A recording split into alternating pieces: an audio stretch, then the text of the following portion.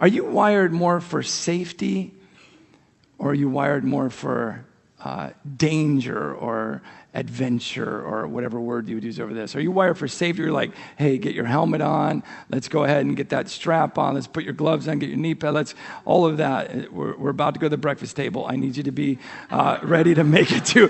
Are you wired like that? Are you like, hey, cut this string. I want to walk this tight wire by myself and see what happens? Which way are you wired for?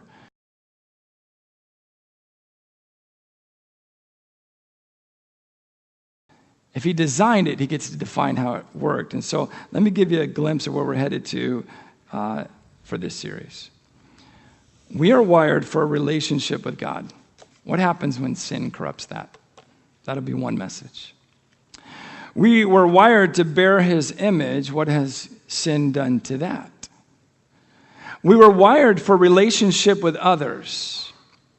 How has sin destroyed that? We were wired for marriage and monogamy and for procreating. How has sin destroyed that? We were wired to watch over and govern and steward and conserve God's creation. How has sin corrupted that? We were wired, listen, to rest and enjoy his creation. How has sin even corrupted that? That's what we'll look at as we look to Jesus to help us get our mixed up cross wires uncrossed. And I'll just tell you, in some of us, he's going to have to bring the snippers out and go, I got to take that wire out, that wire out. I got to trace this one. How did that one get in there? How is this so convoluted and mixed up? But that's what he's going to do. And so let me encourage you to be open to the good work that God wants to do in your life, no matter how unsafe it feels. God, what would you want to do in my life? And are you willing to say, God, at any cost, do it. I want to know you in such a way that at any cost, do it. Feels dangerous, doesn't it? Doesn't feel so safe. But I want to encourage you to commit to the one who sees everything and sees forever, and be willing to place your life into his hands and say, God, whatever you intend to do in my life, do it. Not my will be done, but your will be done. That's where we're headed in this series. We'll look at all those things, sort of a pragmatic series of saying, this is how God intended it. This is how sin corrupted it. What do we do through Jesus to get it back, okay? So I'll invite the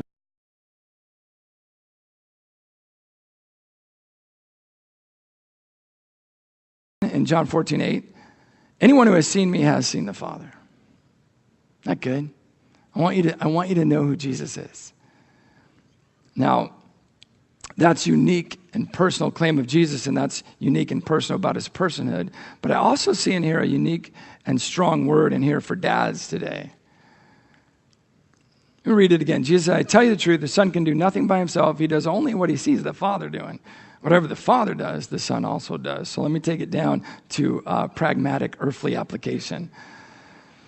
Dads, your children are watching you. And they're listening to you. And they hear you and they see you. And they experience you. And I got to tell you, they're most likely copying you. Whatever you do, they do. In lots of unique ways. It's part of the design, part of the way it works. Children are great little mirrors, little reflections of us, both positive and negative. If you want to see who you are, watch your children, and they'll show you. By the way, dads, fathers, they want to see what God looks like. And you're usually the first one they'll look to because that's the way God designed it. And they want to see what God looks like in you.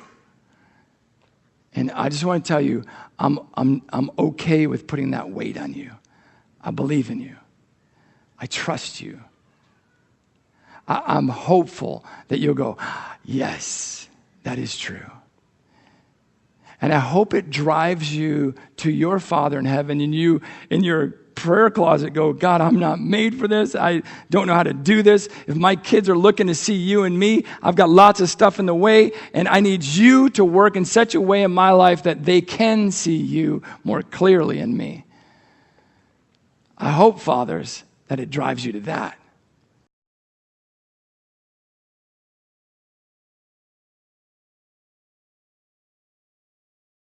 Then God made a helper, a woman made from the man's own flesh and bone. And in that part, we'll look at this closer later too, but what happens there? He's like, God's looking at the man's all alone, and there's no helper suitable for him. He goes through all the animals and goes, that one, no good, no good, no good. I mean, not no good in a bad way, but as a suitable helper, gone, nothing. So God goes, all right, puts the man to sleep, takes out of his own flesh. We say it's a rib. We don't know that from the actual text, but we go, he took the man's rib out, and he made a woman. And then he brings the woman to the man. And when the man sees that, he's like, whoa, man, that's awesome. Like, he's looked at everything. He's named all the animals. He's like, oh, yeah. And then he sees that, and he goes, oh, that's the one I want right there. Made from my flesh and bone. She shall be called, whoa, man, she's awesome. However that came out. It's not in the original. But along those lines, he just really gets it. He's like, oh, I like that. And God goes, I made it for you. I put you two together. She will be a helper suitable for you. She completes you, and you complete her. What a beautiful start. In all of that, what do you get the sense of? This intimacy with God in deciding and shaping and forming and making and meeting the need of his creation. He knows what he needs. Because that's not going to do. Here, I'll give you her. That'll do. And when he steps back and looks at it all, he goes, now this is very good. But you really understand as you go through this, like, there's intimacy. God's hands are getting dirty throughout all of this. He's in. And he's meeting the need of those who he made in his image.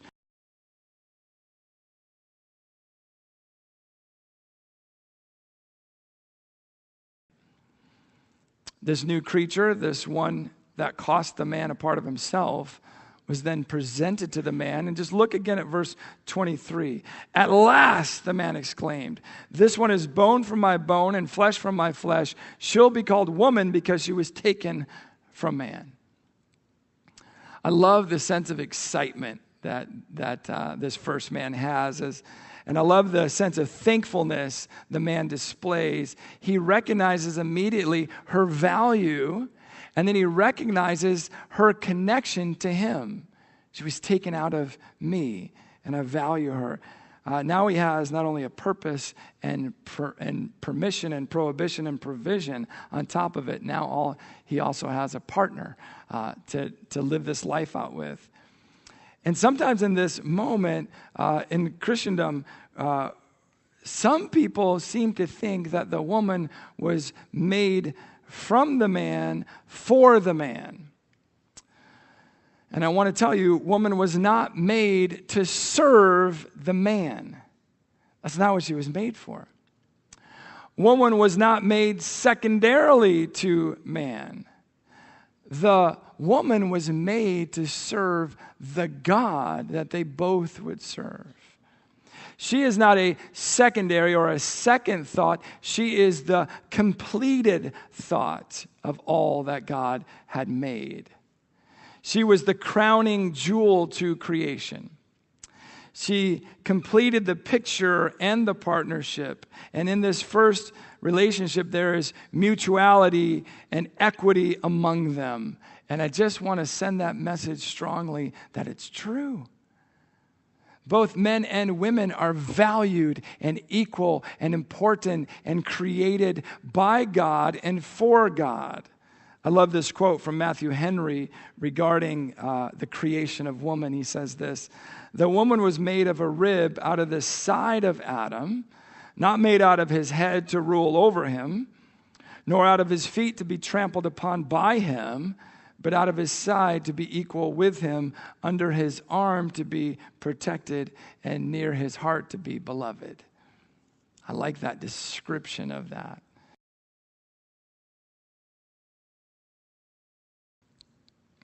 Man and woman, or husband and wife. It was God's idea. Adam's wife was in the mind of God long before she was ever in the arms of Adam. Isn't that a good statement? Adam's wife was in the mind of God long before she was ever in the arms of Adam. I want you to listen to a near-end assessment of a long treatise. The treatise comes from Ecclesiastes.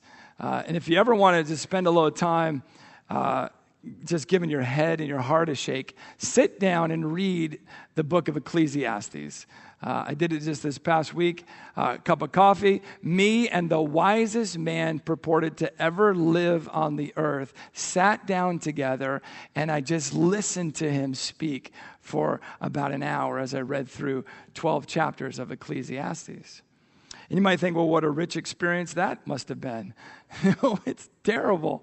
Like, here's a guy who says, listen, I've experienced everything. I've done it all. I've had it all. I've been through it all. And I rejected no pleasure for myself. And I pursued all this. And let me tell you, it's all meaningless, meaningless, meaningless, meaningless. And it can be a real downer if you don't stay in the whole conversation. Because there's just times where you're like, well, what's the point? Why go on? And it sort of has that flavor to it. But I want you to listen to the near-end assessment from the wisest man who ever lived, King Solomon. He's sharing all of his wisdom from all of his experiences. He says in Ecclesiastes 9:9, live happily with the woman you love through all the meaningless days of life that God has given you under the sun. The wife God gives you is your reward for all your earthly toil. So I quickly grabbed that verse, and I got there, and I texted it to Lisa, and I said, here's my new life verse. I got it from the wisest man who's ever lived.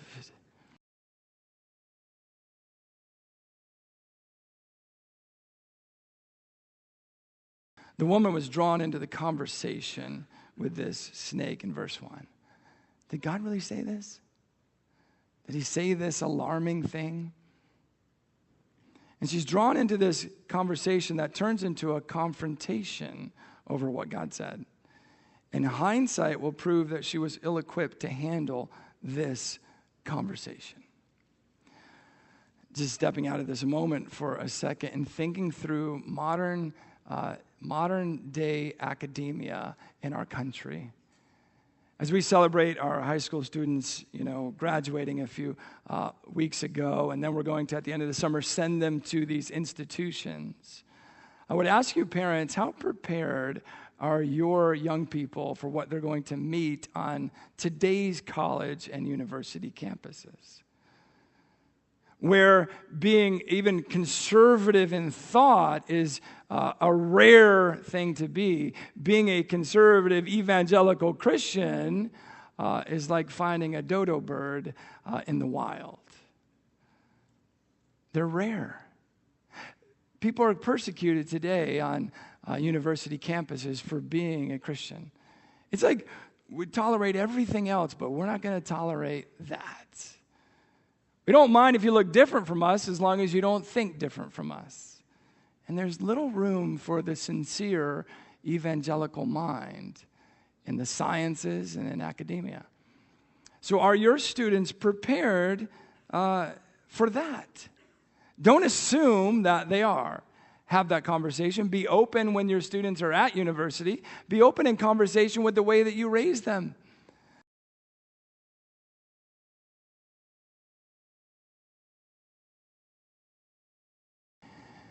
If she thought touching it would kill her and it didn't happen when she reached out and took some, that may have totally opened the pathway to eating it. Because it says, so she took some of the fruit and ate it. Let's just say this water. If I believe that this is the water that I can't touch, and I certainly can't drink from, because if I touch it, I will die. If I drink from it, I will die. And then someone comes and whispers in my ear and says, oh, that water right there, are you thirsty for it? Because it's going to give you wisdom. It's going to give you knowledge. Suddenly you'll be more divine. Like it's going to give you truth. It's going to make you a divine person People are going to be enraptured with how wise you are and how clever you are and how spiritually fulfilling you are. People are going to be drawn to you. It'll make you more like God. Certainly, you can drink it. I go, oh man, I already can't even touch it. Man, it looks refreshing, and I am thirsty. You ever work with electricity and wonder if a wire's hot? Like, this is the most foolish thing to do, is to go, let me just see, and I'll do it, and I'll think that if I'm faster than electricity, I won't get that zapped. Basically, we're a bag of water. Electricity is looking for the easiest path, right? The path of least resistance. So when there's a live wire, and I'm like, I wonder if this thing's hot or not. Like, sometimes I feel like I can touch it and get away from it before it zaps me. So far, it hasn't worked that way. But I'm just too stupid or lazy to go turn the switch off, and so I want to work with it. I'm going, I got to try and see if this is on or not. Terrible idea. Can you imagine this woman looking at the tree, the fruit, and going, man, that would taste good. Man, that would quench my thirst. Okay, here it goes.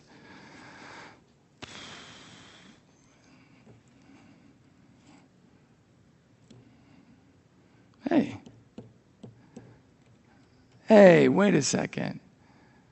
Touching this didn't kill me. Touching this didn't kill me like I was told it would kill me. And if I was told that wrong, that it would kill, then drinking it, like, he's right. This will give me wisdom. This will make me more like God. And then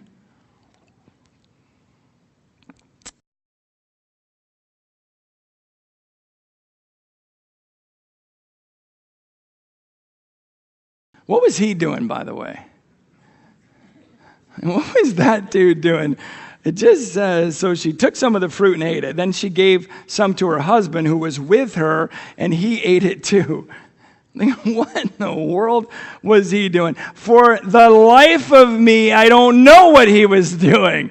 I just know he was hanging out right near her, and I can't figure out, when I read through this, I don't know what he was doing. Perhaps he was so mesmerized by a talking snake that he's like, this is amazing. I can't believe it's talking, and he's just like, I don't know what he was like. I want to caricaturize him, but I hesitate.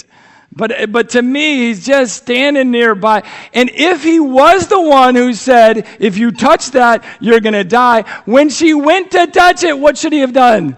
Whoa, don't touch it. Don't touch it. That's on me. I do not have the gift of teaching or discipleship yet. I haven't been given that gift, so I lied. I'm sorry. You don't touch it, because you actually can touch it, but it's the eating part that God said. He should have jumped in the way and said, whoa, I misled you. Or he could have said, hey, whether that came from him or somewhere else, we shouldn't do this. Where are the people in life that will say to the person who's about to implode their life, about to ruin their marriage, ruin their family, ruin their lives? Where are the people who will stand up and say, whoa, don't do it. Don't go there. There's a better way. There's a richer life. Don't do that. Don't take another pill. Don't drink another drink. Don't. I love you. Where are the people who will get into the mess with people and really be available to be truth and light and salt?